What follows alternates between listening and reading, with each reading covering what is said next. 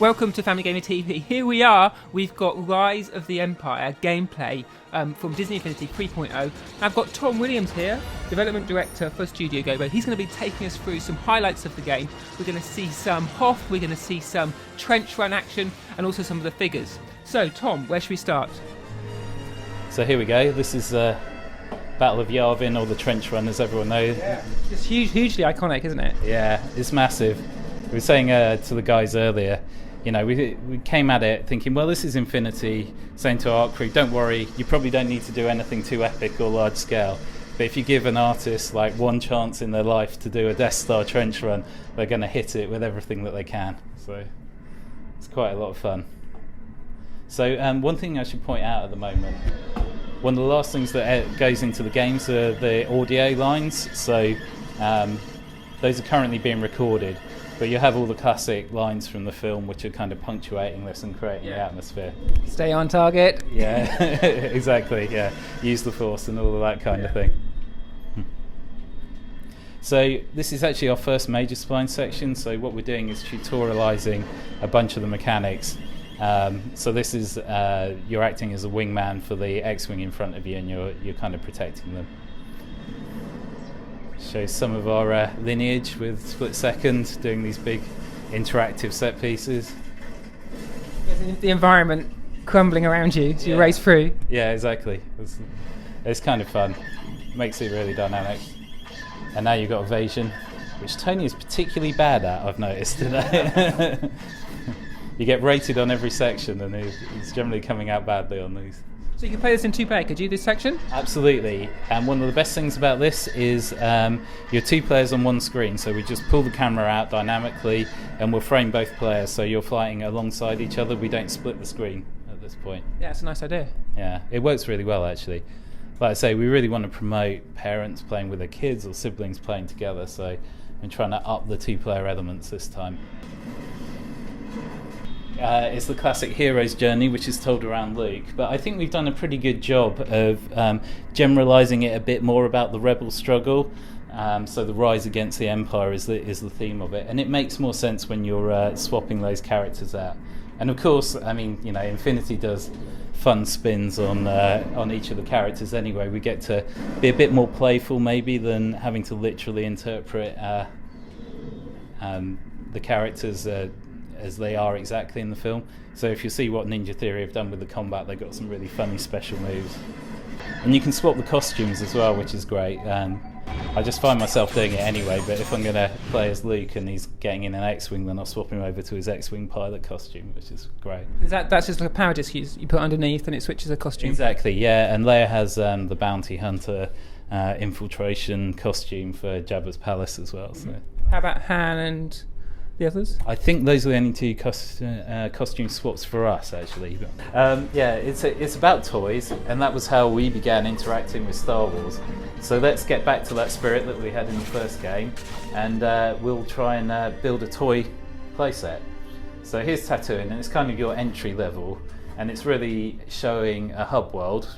We've got 3 planets, and they're all based like this, and it's introducing the variety of gameplay we have. So you have the classic mounts, so the sort of fun creatures from the world, like the Bantha. Tony's now going to take the Bantha up on show some of the platforming metrics. Good luck with that.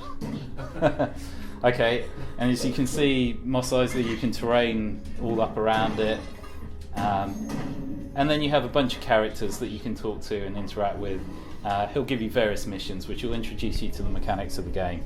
So I think the first one's a land speeder, as you might expect.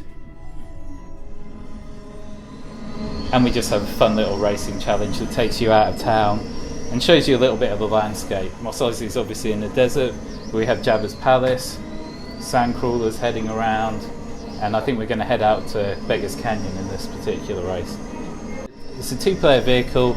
It also has mounts for droids, so you can pick up the droids and take them from A to B. One of the things that we find is that split screen co-op is probably the primary way in which our playsets are played by kids at home. And also this time around we're really wanting to promote parents playing with their kids as well. it seems like the material is right for maybe dads being the ones who want to buy this play set and then sit down with their kids and show them some of the cool things that they remember from the movies. It's a nice excuse to buy it as well. When we first started working on Infinity, one of the first rules that was taught us is everything is a toy. And we used to have these cool buildings in Infinity 1, kind of went away in Infinity 2, and we wanted to bring that back a bit, have a bit of a level of customization so that you can build your own little elements and corners of Mos Eisley. So we have a bunch of different buildings, and there'll be other options that you can buy. I think this time we're going to show the hangar though. And the nice thing about these buildings is that you can bring them into any level and they'll unlock the same sort of toys. So once you've bought them, you can play with them again. And it allows you to mix up the levels a little bit.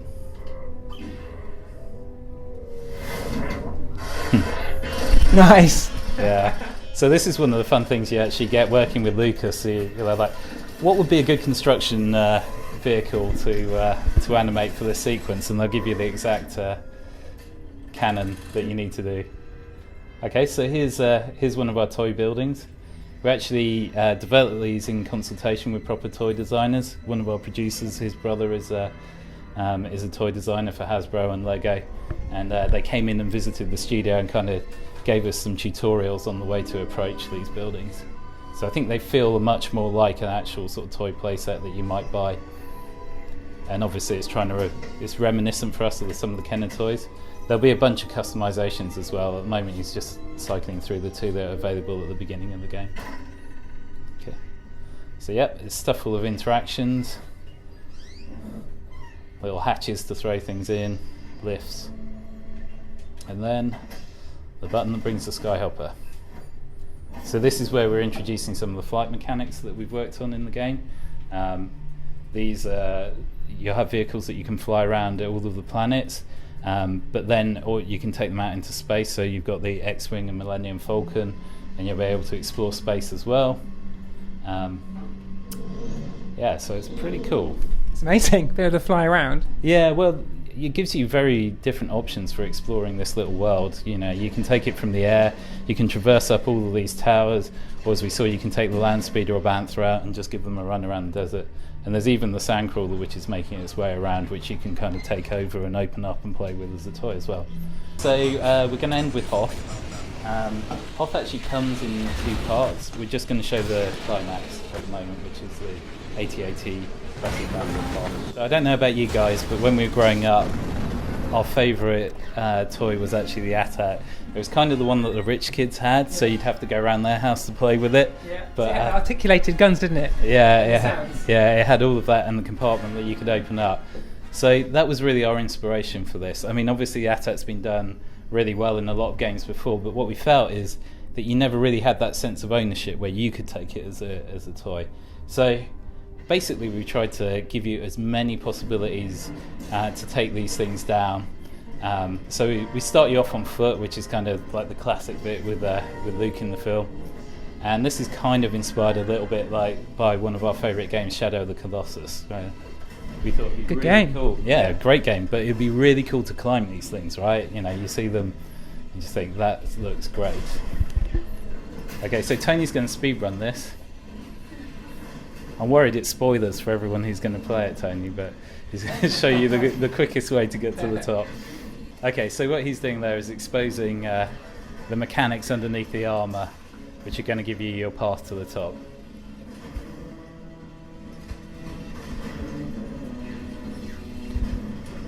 And in this case, it's the battery compartment, which is your weak spot, because it's a toy, of course. Right? Nice, I like that. Yeah. Oh.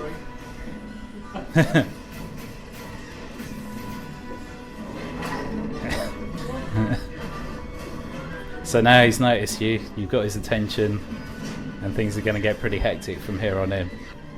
And soon he'll start spawning snow troopers as well, to make your life even harder.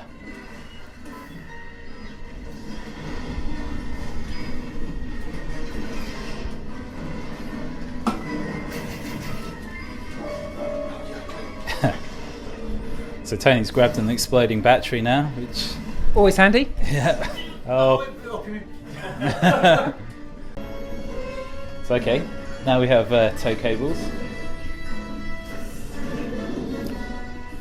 And Nice. it demonstrates some of the physical nature of this. That it's actually wrapping around the ice spike there. Come on. Oh. So there he is. He's fallen over the ice. It's shattered, and we've taken down the first walker. Can we swap in a different character while he's running? Why not? Which one do you want? Han? Han? Yeah.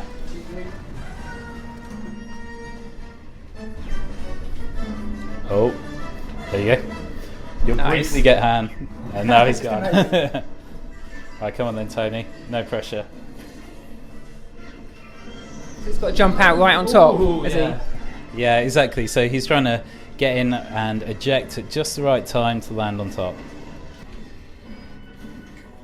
Come on. Oh. The famous. he? There goes the... Yeah. Oh, look. And now, this is one of our favourite things in the whole game. Because we want it to be a toy, we give you a remote control. And you now get the chance to control the AT-AT. That's cool. So that's sort of big track. Exactly like Big Track. In fact, they still make Big Tracks. I don't know if you know that. We ended up getting a couple in the office, which we had to put away because they make such an annoying noise. So, Nice. oh dear, he's lost the leg. And now he's in real trouble. So you might see a bit of AT-AT sumo wrestling coming up. Is it going? Is he going to push it over? Yeah. It's going. It's going. Come on, Tony. Yes. Nice. You got him. Oh, Oh no, but he's having trouble. He's having trouble. Oh. So we're hoping that is a definite first for Star Wars game, and it's just taking it back to some of the sort of fun and playfulness that you can get through making these things toys.